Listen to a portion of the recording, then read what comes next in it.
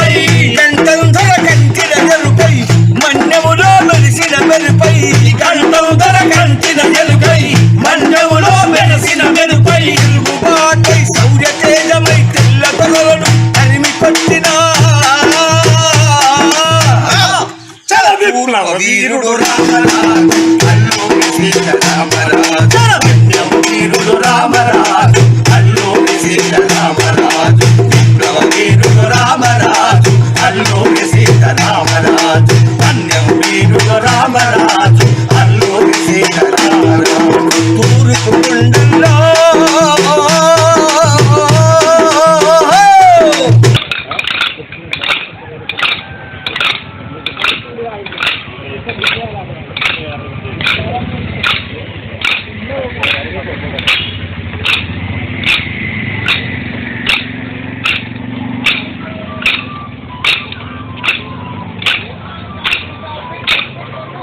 Oh!